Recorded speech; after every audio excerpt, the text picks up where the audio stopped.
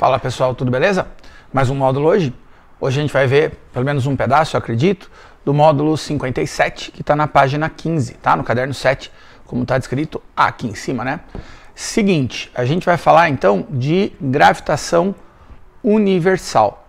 Então vamos achar aqui o nosso tema, que está lá, ó. Lei de Newton para gravitação universal. O que a lei de Newton para gravitação universal fala? Ele descreve a força de atração entre dois corpos, entre dois objetos, que é proporcional ao produto da massa desses objetos e inversamente proporcional ao quadrado da distância entre eles. Então, essa força, se a gente for colocar na forma matemática, ela fica F igual a G, uma constante gravitacional, Emão e Eminho, a massa dos corpos, e aqui no meu problema a distância está dada pela letra R, tá? E por que essa distância é dada pela letra R? Porque muitas vezes um desses objetos vai ficar em órbita circular ou órbita elíptica, né? Se a gente falar de um planeta do sistema solar, ao redor da massa central. Então a força F é G, Emão e Eminho, dividido por R ao quadrado. Lembra que você estudou na frente de eletricidade, lei de Coulomb, que matematicamente tem a mesma estrutura, né? A força elétrica era igual a K, constante eletrostática, produto das cargas, Qzão, Qzinho, dividido pela distância ao quadrado. Só tem duas diferenças que são fundamentais, né? Primeira, em gravitação, a força é sempre de atração, massa atrai massa. Na eletricidade, a gente pode ter atração e repulsão. Como a gente não tem massa negativa, valor de massa negativo, né? A gente não precisa pôr módulo aqui, beleza? Então tem mais outros dois detalhezinhos importantes para nós.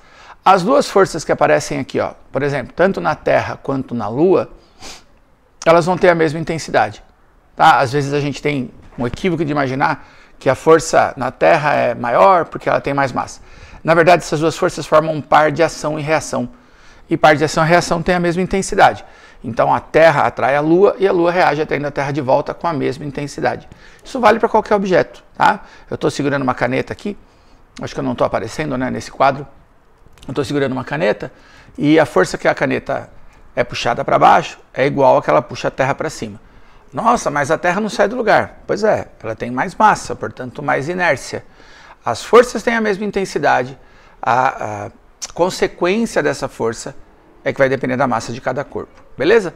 E a segunda coisa importante é que quando a gente fala de corpos que são extensos e esféricos, então a gente está pensando aqui em grandes corpos celestes, considerando a massa da Terra uniformemente distribuída e esférica, e a massa aqui da Lua também, uniformemente distribuída e esférica, a gente considera a distância medida a partir do seu centro. O centro de gravidade seria igual ao centro de massa. Beleza? Vamos lá então para a página 16, para a gente poder fazer essa questão número 1. Tá? Ela fala assim, ó. Considere dois satélites artificiais idênticos que descrevem órbitas circulares em torno da Terra. Beleza? Tá? Órbita circular. O primeiro deles está a uma distância d1 do centro da Terra e fica submetido a uma força F1. O segundo está a uma distância d2, que é 3 vezes d1, e fica submetido a uma força F2. Aí ele colocou um gráfico para a gente aqui. Tá? Esse gráfico é uma hipérbole, né? Aumenta a distância, a força diminui. A pergunta dele, a diferença F1 menos F2 tem intensidade. É uma questão que a gente vai resolver por um sistema, vou responder em azul. Então, por exemplo, quem é a força 1? A força 1 é uma força entre dois objetos, dois satélites artificiais, né? Um deles e a Terra, então, força entre o satélite e a Terra, então seria G, Emão, Eminho, dividido pela distância entre eles ao quadrado, então dividido por d1 quadrado. E essa força aqui ele chamou somente de F, então a gente vai concluir que G vezes Emão vezes Eminho dividido por d1 ao quadrado é o que ele chamou de F, tá? O F1 ou F. Beleza? Deixar aqui guardado. F1 e F são iguais, né? Segundo ele mesmo disse aqui. O que vai acontecer? Para o segundo satélite, a gente vai ter uma força 2, que vai ser G, constante gravitacional, massa da Terra, massa do satélite, dividido pela distância 2 ao quadrado. Só que a distância 2 é o triplo da distância 1. Então F2 vai ser G Emão, Eminho, dividido por 3 vezes D1 ao quadrado. Certo? Certo. Então, a nossa força 2 vai ser G Emão vezes Eminho. Repara que o 3D1 todo está ao quadrado. Então, 3 ao quadrado dá 9 vezes D1 quadrado. Vamos escrever isso aqui um pouco diferente? Vamos escrever essa força aqui, ó, dessa maneira. A força 2 é igual a 1 sobre 9, vou separar a parte numérica da parte literal, de G Emão, Eminho, dividido por D1 ao quadrado. Ué, só que G Emão, Eminho, dividido por D1 ao quadrado, ó, é o que a gente chamava de F. G Emão, Eminho, dividido por D1 ao quadrado. Ué, então a nossa nova força, ela vale 1/9 de F, ou F sobre 9. Tá? A força 2 é 9 vezes menor. Professor, e eu poderia ter chegado a essa conclusão de cabeça? Se você praticar, sim. Por quê? Ué, porque é inversamente proporcional ao quadrado da distância. Se eu triplico a distância, eu vou reduzir a força em 3 ao quadrado, em 9 vezes. O que ele quer saber da gente é quanto vale F1 menos F2. Bom, F1 menos F2 vai ser a força F1, ele tinha chamado só de F. E a força F2, a gente descobriu que é F dividido por 9. Ué, então, F1 menos F2 vai ser igual. A gente vem aqui e faz MMC. Nada embaixo do F é porque tem 1. 9 dividido por 1, 9 vezes F. 9, falhou a caneta aqui, hein? Aí, tá piorando. Vamos ver lá. 9F. 9 dividido por 9 dá 1 vezes F, o próprio F. Ué, então a gente tem, ó, 9F menos 1F dividido por 9. F1 menos F2 igual a 8F sobre 9. Essa é a resposta que a gente tem para essa questão. Tá? F1 menos F2, 8F sobre 9, que está aqui na alternativa B. Beleza? Se você precisar, pausa agora que eu vou passar para a questão 3. A questão 2 a gente vai fazer depois quando eu falar de órbita, tá bom? Então a questão 3 fala o seguinte, ó. Um buraco negro é uma região do espaço-tempo em que a gravidade atinge tal intensidade que nenhuma forma de radiação ou matéria pode escapar. A formação desses objetos pode ocorrer quando uma quantidade significativa de massa é concentrada em um espaço extremamente reduzido, como no colapso gravitacional de uma esteira massiva em fase terminal. Dados obtidos a partir de observações astronômicas permitem concluir que no núcleo da Via Láctea há um buraco negro cuja massa é milhares de vezes superior à do Sol. Para estimar a massa desse buraco negro, se pode analisar um objeto que orbita, então a gente está falando de um objeto que vai orbitar, ao seu redor com movimento circular, de período T e raio R, de órbita bem definidos. Nesse caso, a magnitude, então a intensidade, tá?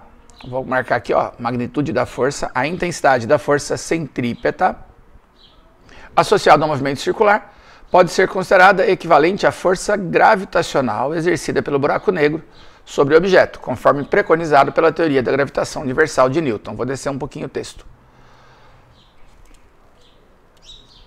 No cenário descrito, a massa do buraco negro MB pode ser expressa em função de T, R e da constante gravitacional da seguinte forma. Como é que a gente vai resolver? A gente vai partir do princípio, depois a gente busca a resposta. Que princípio? A magnitude da força centrípeta, eu gosto de chamar centrípeta de resultante, é igual à força gravitacional. Certo? Por que isso?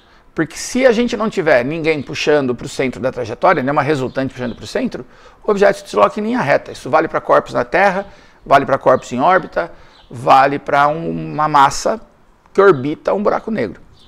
Então a resultante centrípeta, ela é m v quadrado sobre o raio. E ela vai ser igual à força gravitacional. A força gravitacional entre quem? Entre um buraco negro de massa mb e a própria massa que está orbitando esse buraco negro. Então, eminho. Eminho é o objeto que está em órbita, dividido por r ao quadrado. Vamos lá, será que a gente faria um desenho para entender melhor? Ó, vamos supor que fosse possível enxergar. O buraco negro está aqui. E aí a gente vai ter um corpo em órbita ao redor do buraco negro aqui. Ó. Isso aqui era para ser uma circunferência, né? Quem puxa esse cara para cá, ó, é a força gravitacional. Por conta disso, esse objeto vai ter uma determinada velocidade de rotação e vai se manter em órbita. Tá? O buraco negro, então, a gente considera de massa mb e esse aqui de massa m. Tá? Para ficar mais entendido do que a gente está falando. O raio é a distância entre eles. Então, se eu corto um raio aqui com um aqui, e a massa do objeto que está em órbita, tá? Sobra para a gente o seguinte. V quadrado é G vezes a massa do buraco dividido por R. Tá? G vezes a massa do buraco dividido por R. Daqui a pouco a gente vai perceber que isso aqui é a velocidade de órbita. Quando a gente orbita uma massa qualquer, a velocidade de órbita é essa. Só que essa questão, ele não quer a velocidade de órbita, ele quer a massa do buraco negro. Então vamos isolar essa massa. Ó. A massa do buraco negro, ela vai ser V quadrado vezes R dividido por Gzão. Não é? A gente multiplica o raio, tá? E divide por G. Bom, só que V quadrado a gente sabe como calcula também. Se o movimento é circular e uniforme, a velocidade de linear de um movimento circular uniforme é 2πr sobre t. Eu coloquei R minúsculo e a questão traz maiúsculo, né? Vou consertar depois no fim, tá? Mania de escrever R minúsculo, ela falou como maiúsculo. Ó, 2πr sobre t, isso é a velocidade ao quadrado, vezes R sobre G. A massa de B, então, vai ser 2 ao quadrado, 4, π quadrado, tá? O 2 ao quadrado é 4, π ao quadrado é π quadrado mesmo. O raio, eu vou escrever maiúsculo já, ó, já arrumo o que eu tinha feito de errado. R ao quadrado sobre t quadrado, que multiplica R sobre G. R quadrado vezes R é R ao cubo. Então a massa do buraco negro vai dar 4 π ao quadrado vezes o raio ao cubo, só que eu apaguei o R, ó. Π quadrado vezes raio ao cubo dividido por GT quadrado. Π quadrado sobre R ao cubo vezes GT quadrado. Beleza? Tá aqui, ó. Essa massa do buraco negro a gente vai encontrar na alternativa E de espaço. Beleza? 4πr. Ih, não era E não. Espera aí. É letra D.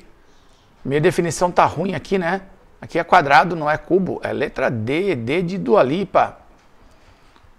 Essa é a alternativa correta para essa questão. Vamos lá marcar essa resposta para deixar claro para você que a alternativa é a D. Beleza? Vamos falar um pouquinho de órbita circular e aí a gente faz a 2.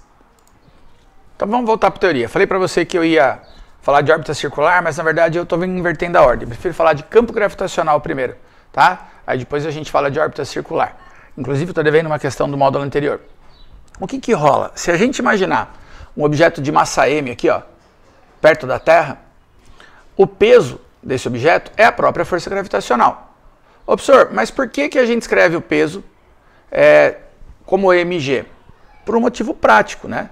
Se a gente pegar esse produto aqui, ó, de gzão vezes emão sobre r ao quadrado, por exemplo, para um objeto na superfície da Terra, esse rão aqui, esse r ao quadrado, vai virar o rão, que é o raio. E gm sobre rão dá sempre o mesmo resultado. Então é mais fácil a gente pegar esse pedaço aqui, que é a parte inicial, gm sobre r ao quadrado, e falar que isso é a gravidade. Por quê? Porque a constante gravitacional não se altera, porque a massa central, no caso aqui, por exemplo, a massa da Terra não se altera, e na maior parte das vezes a gente faz essa conta considerando corpos que estão na superfície, tá? E se o corpo está na superfície, o R é o próprio raio da Terra, beleza? Então a gente vai dizer que a gravidade gerada por um corpo é G, a massa desse corpo dividido pela distância até o centro. Lembra, as medidas de distância são feitas sempre em relação ao centro da Terra. Lembrando que essa distância é o raio mais a altitude.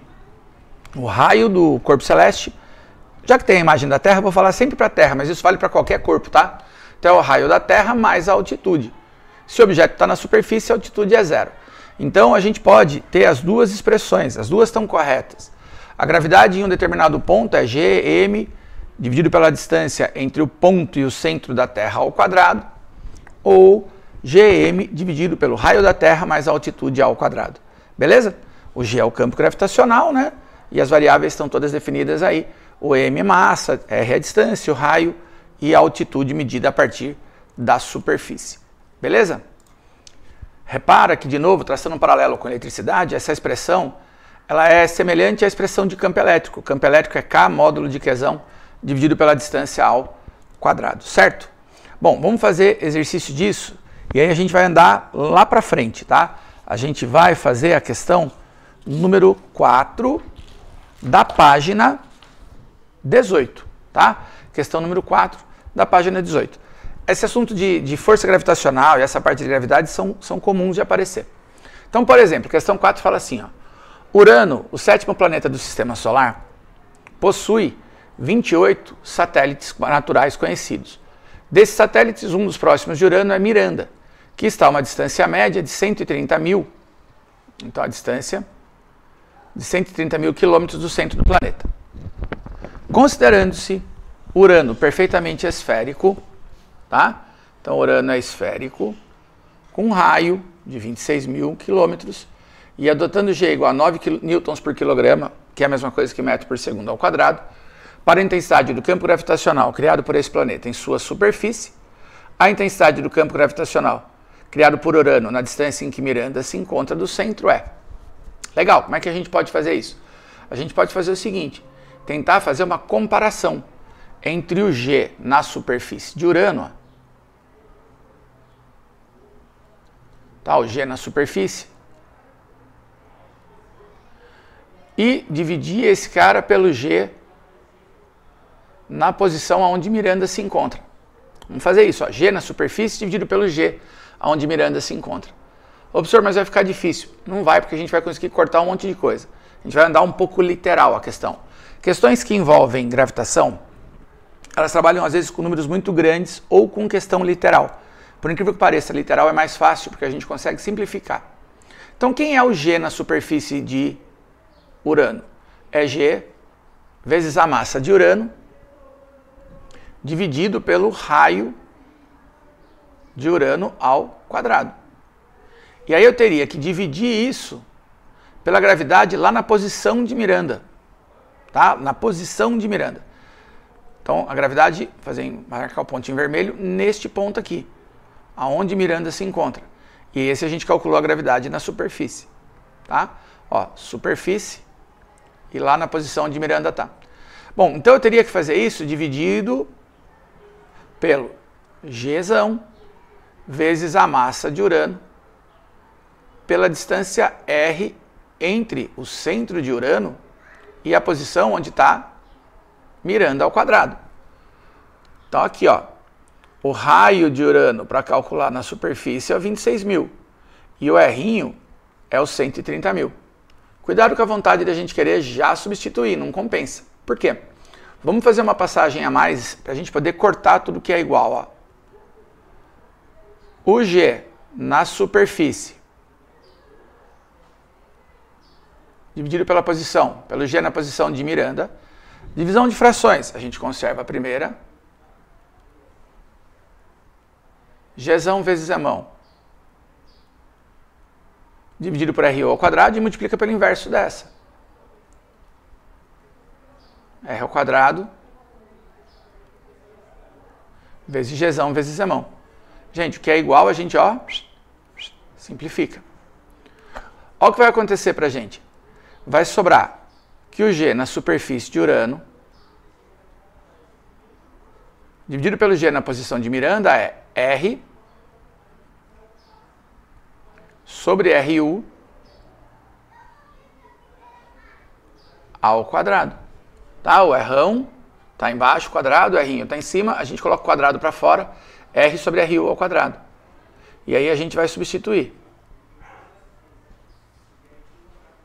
O G no satélite dividido pelo G de Miranda é igual. O Rão, 130.000.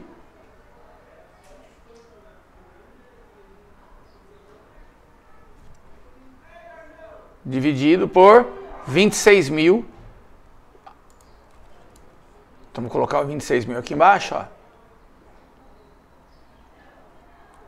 Só que tudo isso aqui está ao quadrado. Tirando a letra feia, a conta vai ficar bacana, porque os 3 zeros aqui com os 3 zeros aqui eu vou cortar. Essa é uma coisa. A segunda coisa, como eu estou dividindo quilômetro por quilômetro, esse cara não vai ter unidade de medida, então eu não sou obrigado a passar para metros. Tá? Então tem umas sacadas a gente fazer a questão literal. Né? A gente tem uma coerência dimensional aqui, sem precisar sofrer muito. Então o G na superfície sobre o G na posição onde Miranda se encontra vai ser 130 dividido por 26. 130 dividido por 26 é 5 ao quadrado. 130 dividido por 26. Ué, então o que vai rolar para nós?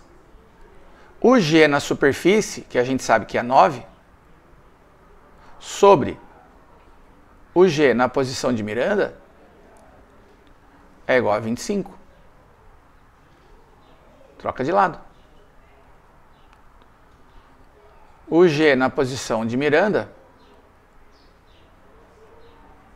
9 dividido por 25, 36 dividido por 100.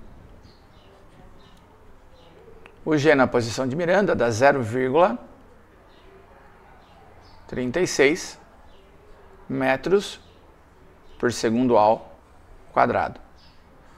Ó, vou insistir com você, às vezes fazer dessa forma, tá? Dividir um termo pelo outro e trabalhar com a questão literal facilita a nossa resolução. Porque eu não precisei me preocupar com as unidades de medida, elas são coerentes, elas são em quilômetros, tá? Porque a gente conseguiu resolver de uma forma mais fácil. Metro por segundo, ó, o Bob participando da aula. Metro por segundo ao quadrado e Newton por quilograma é a mesma coisa. Então 0,36, alternativa A. Vamos fazer a questão 5, beleza? Tá aí, questão 5 pra gente, ó. Ganimedes, a maior lua de Júpiter e do Sistema Solar, é de grande interesse astrobiológico em função do seu oceano subterrâneo, localizado abaixo da crosta de gelo que está coberta por uma fina camada de oxigênio.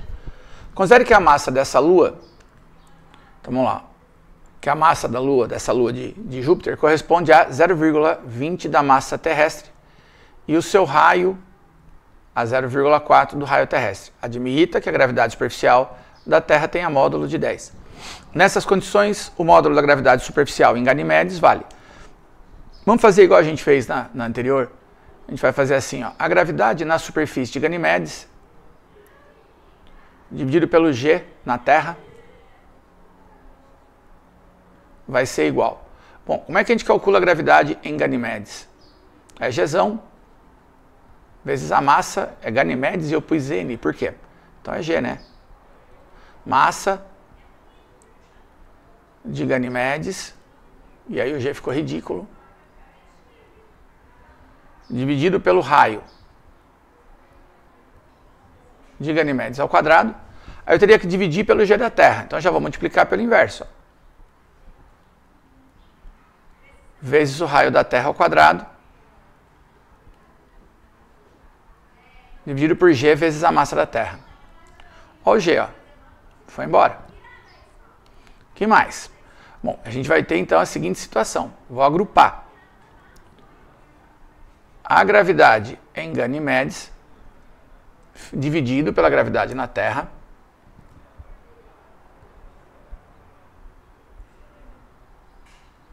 seria igual massa de Ganimedes dividido pela massa da Terra, que multiplica raio da Terra sobre o raio de Ganimedes ao quadrado, certo? A gente agrupou as variáveis, ó. Então, o G em Ganimedes dividido pelo G na Terra vai ser igual. E agora? Bom, de acordo com o que está escrito aqui, ó, a massa de Ganimedes é 0,02 da massa da Terra. Então vamos por isso? Ó, 0,02 massa da Terra sobre massa da Terra de novo, que multiplica o raio da Terra sobre o raio de Ganimedes. O raio de Ganimedes, de acordo com o texto, é 0,40 do raio da Terra. Então, 0,4 RT. Então, sobre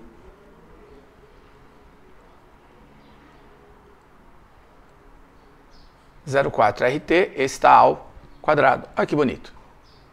Massa com massa da Terra a gente corta. Raio da Terra com raio da Terra a gente corta também. A gravidade, vamos passar aqui para baixo para ficar mais limpinho, ó, de Ganimedes dividido pelo G da Terra é igual a 0,02 vezes 1 sobre 0,4 ao quadrado, certo? 1 sobre 0,4 ao quadrado. Vamos fazer essa passagem aqui.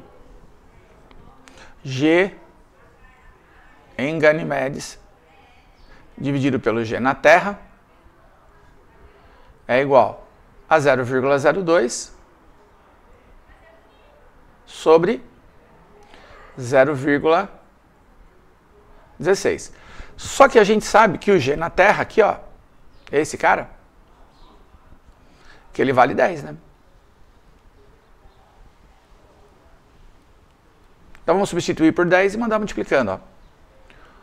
A gravidade em Ganimedes vai ser igual, vou mandar isso aqui para lá multiplicando, 10 vezes 0,02 sobre 0,16. Dá 0,2 dividido por 0,16. Ah, não tem mais esse G aqui embaixo, né? A gente já passou ele para lá multiplicando, é o 10. Então vai dar 0,2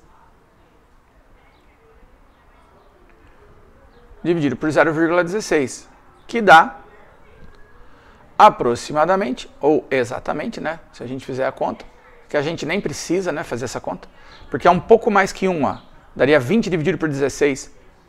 Das opções que a gente tem, 1,25 metros por segundo ao quadrado. Beleza? Tá? 1,25 metros por segundo ao quadrado, da alternativa B. Muito bom. Para a gente fechar essa aula que já está ficando longa, eu vou falar rapidão para vocês de órbitas circulares e a gente vai resolver duas questões. Tá? A 2 desse módulo, da página 17, e depois a gente vai voltar numa questão de órbita de satélite já estacionário, da página 13, que eu estava te devendo. Tá? Porque o assunto não tinha nada a ver lá. Vamos lá, quando a gente tem uma órbita circular, a gente acabou de fazer uma questão, aquela do buraco negro, que a gente viu que o peso atua como resultante centrípeta. Ué, então se a gente igualar massa vezes G com a massa vezes velocidade ao quadrado sobre o raio, lembrando que o raio é o raio da órbita, tá? A gente vai descobrir que a gravidade local, então, é a resultante centrípeta. O peso atua como resultante centrípeta, perdão, a gravidade atua como aceleração centrípeta, tá? Força com força, né? Resultante centrípeta vai ser o peso, aceleração com aceleração. O g no local é a aceleração centrípeta. Então, o g local vai ser a velocidade de órbita ao quadrado sobre raio. Então, uma possibilidade que a gente tem de calcular as velocidades de órbita é falar que a velocidade de órbita é a raiz do raio vezes o g local. Por que eu estou insistindo de dizer velocidade de órbita, raio de órbita e g local? Porque, por exemplo, quando a gente coloca um satélite em órbita ao redor da Terra, dependendo da altitude que esse cara está, o g não é 10. Vai ser menor, porque ele está mais longe da Terra, da superfície. Nesse exemplo que a gente tem aqui, ó, o satélite está bem longe do centro da Terra, então o g aqui não é 10. Então a gente tem que levar em conta quanto vale o g local. Ou a gente pode fazer uma outra expressão que vai aparecer na sequência. Repara que as massas elas cortaram aqui em cima, né, a massa do objeto que está em órbita. Então a velocidade orbital não depende da massa do corpo em órbita. Isso é importante a gente guardar. Tanto faz para a gente se a gente vai colocar em órbita um satélite, a Estação Espacial Internacional, se é a Lua, tá? A gente só depende da velocidade de órbita, do raio e do g. Mas como é que a gente acha esse g lá em cima? Bom, se a gente colocar a expressão do g, acabamos de falar dela, né? O g é gzão vezes emão sobre o raio ao quadrado. Então, raio de órbita vezes o g, gzão vezes emão sobre r ao quadrado. A gente corta um r com o outro e a gente tem uma outra expressão para a gente calcular a velocidade de órbita. Velocidade de órbita é gm sobre o raio de órbita, a raiz quadrada disso. Quando que eu uso uma, quando que eu uso a outra? Se eu souber quanto vale a gravidade, eu uso a de cima. Se eu não souber quanto vale a gravidade, mas eu souber a distância, eu uso a de baixo. Repara que quanto mais longe, tá, da massa central o objeto estiver, quanto maior for o raio de órbita, menor é a velocidade. Isso confirma a terceira lei de Kepler.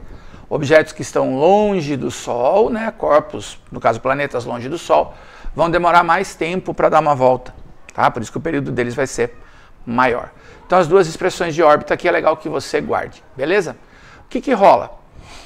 A razão entre o período e o raio, eu vou por aqui porque ela apareceu na questão do buraco negro, mas é exatamente isso.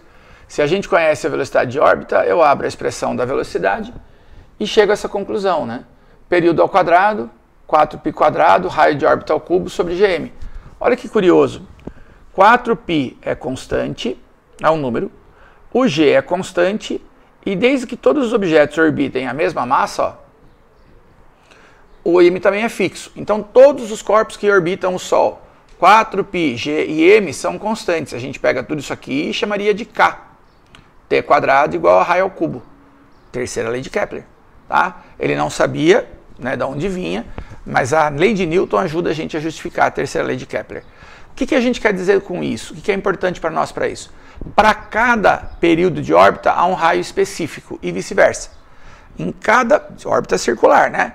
Em cada posição que eu coloco esse satélite, lançando com a velocidade correta, eu vou ter um tempo que se relaciona com esse raio. Para cada raio, eu tenho um tempo de dar uma volta específica. E aí vem a história do geoestacionário. O que é um satélite geoestacionário? É um satélite que está em repouso em relação a um ponto da superfície terrestre. Ué, para ele estar em repouso em relação a esse ponto, ele tem que girar junto com a Terra.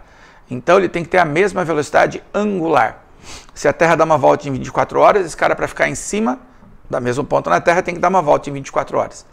Isso só acontece se a órbita desse satélite passar por um plano que contém a linha do Equador, como está na figura aqui. Corpos que orbitam uma massa central, eles têm como centro da trajetória, centro do movimento circular, o centro do planeta. Então eu tenho aqui duas órbitas, ó, a órbita geoestacionária, que tem que ser neste plano, uma órbita que é geossíncrona, tá vendo aqui, ó, que passa cortando, vamos dizer assim, a Terra entre norte e sul. E aqui a gente tem uma órbita que não é natural. Por quê? Porque esse cara não daria a volta ao redor desse ponto aqui. Para ele dar essa volta, o centro da Terra deveria estar aqui, no centro da trajetória, e não está. Observe, mas por que o centro da Terra deveria estar aí? Porque a força gravitacional, ela atua atraindo os corpos para o centro, lembra? De centro até centro. Então, é legal que a gente guarde isso. A órbita de um satélite já estacionário, ela tem que estar num plano que corta, que contém a linha do Equador. Beleza? Era o último slide aqui. Vamos fazer exercício disso, e aí eu vou falar as duas questões com vocês, elas não têm conta, são questões teóricas. Ó. A questão fala assim, questão 2, essa está na página 17, tá? Questão 2, página 17. Um dado satélite artificial encontra-se em órbita estável ao redor da Terra quando se quebra em duas partes de mesma massa, que mantém praticamente a mesma velocidade original e na mesma direção. Lindo!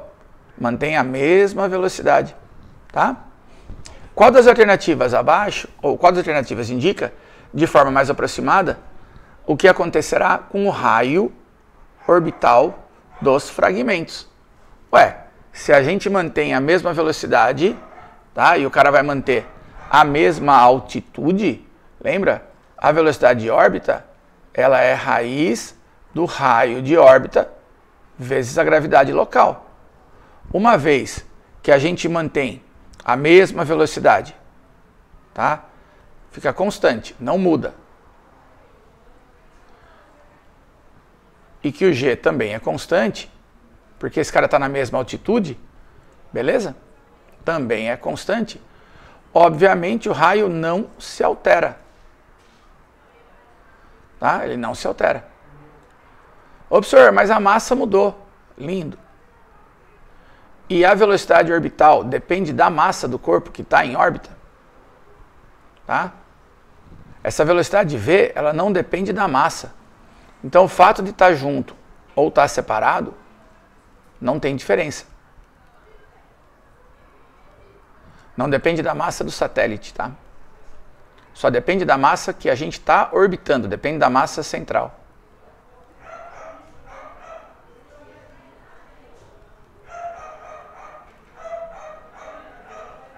Certo? Se não depende da massa, ela vai continuar do mesmo jeito. Então a resposta vai ser a letra B. Permanecerá inalterado. Beleza? Vamos passar para a próxima. Ó. Os satélites geoestacionários são colocados em órbita de modo a permanecer sempre acima de um mesmo ponto da superfície terrestre.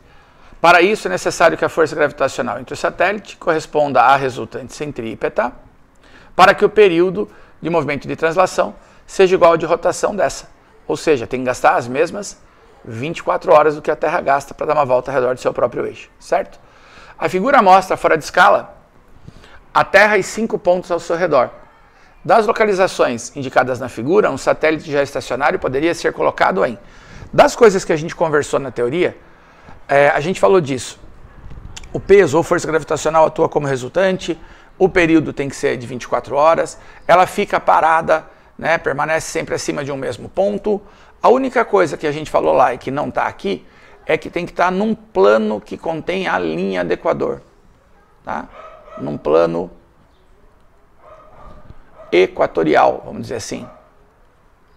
Se não tiver num plano que contém a linha do Equador, esse satélite não consegue ser geoestacionário. Tá? Então não adianta a gente usar o 1 ou o 5, que ele ia orbitar a Terra numa órbita geossíncrona. A mesma coisa para o 2 ou para o 4. De todos esses caras, o único que a gente tem que estar no plano do Equador, ó, é o ponto 3. O satélite tem que orbitar na linha do Equador. Então a única alternativa é a letra D, que é possível para essa questão. Beleza? Ficou um pouquinho mais comprida essa aula, mas acho que vai rolar. Abraço e até breve, até a próxima.